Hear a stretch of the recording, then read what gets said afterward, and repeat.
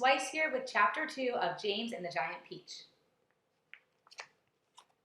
Here is James Henry Trotter. After he had been living with his aunt for 3 whole years, which is when this story really begins.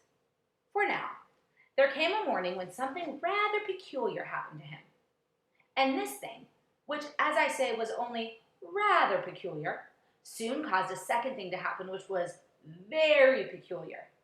And then the very peculiar thing, in its own turn, caused a really fantastically peculiar thing to occur.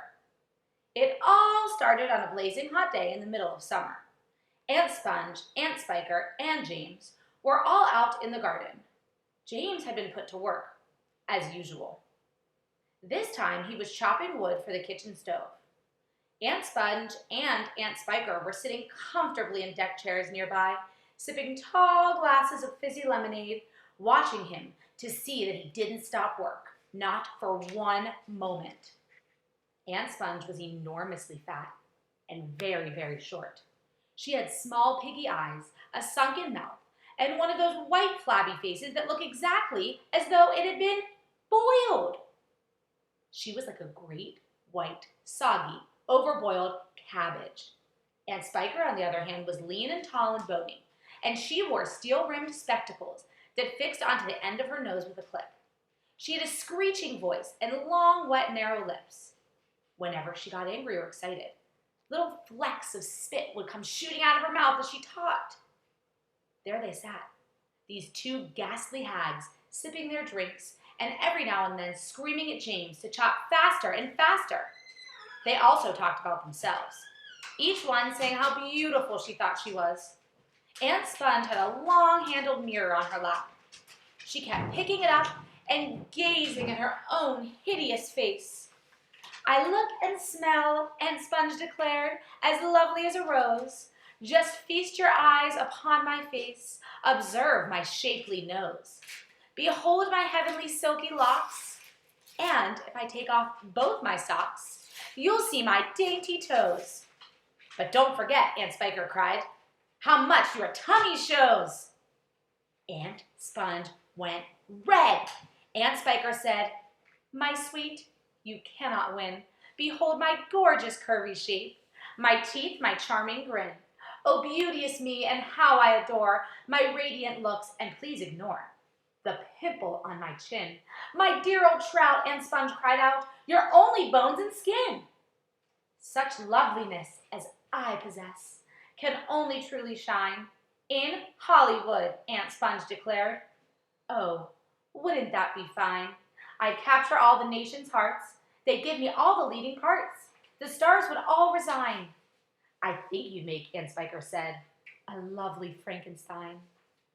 Poor James was still slaving away at the chopping block.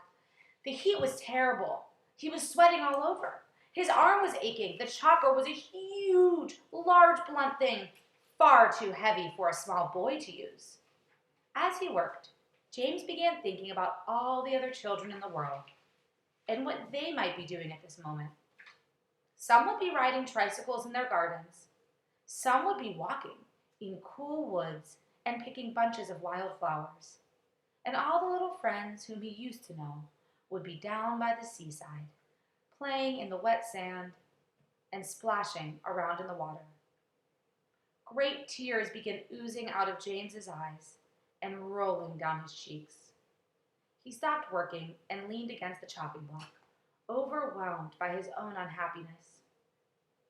"What's the matter with you?" Aunt Spiker screeched, glaring at him over the top of her steel spectacles. James began to cry.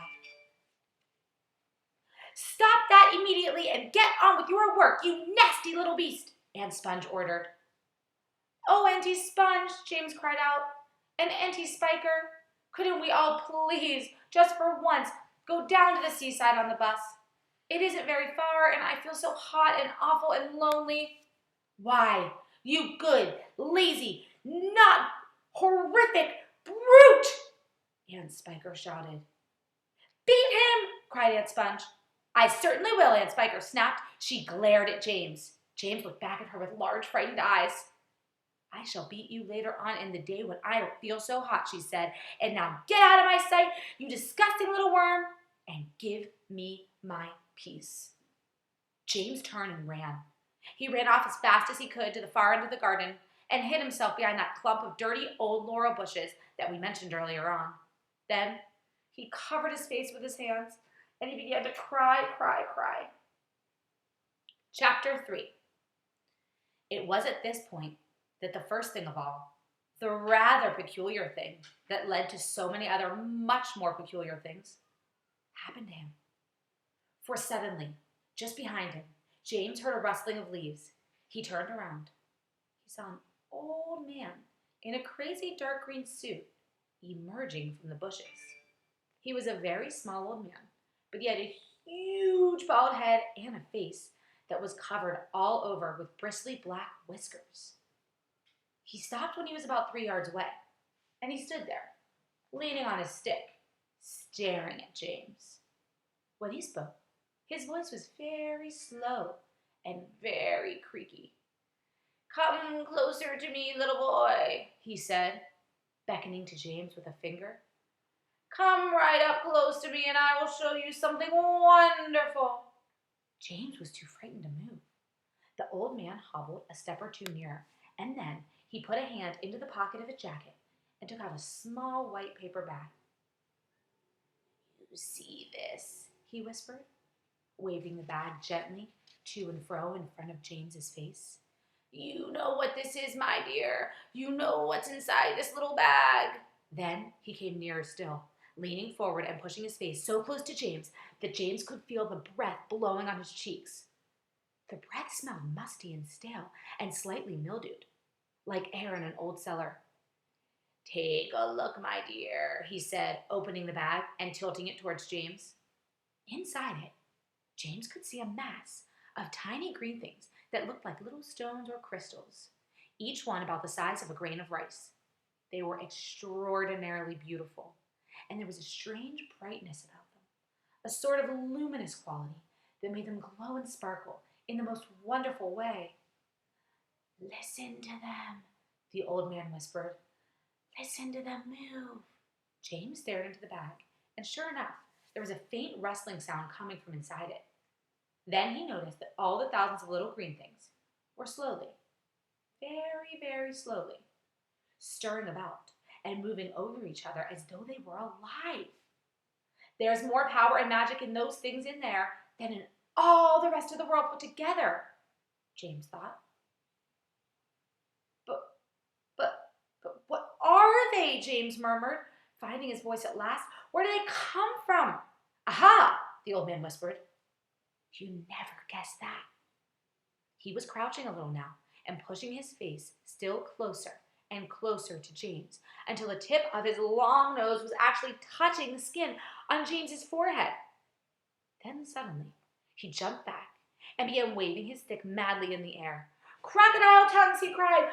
"Crocodile tongues! 1,000 long, slimy crocodile tongues boiled up in the skull of a dead witch for 20 days and nights, with the eyeballs of a lizard.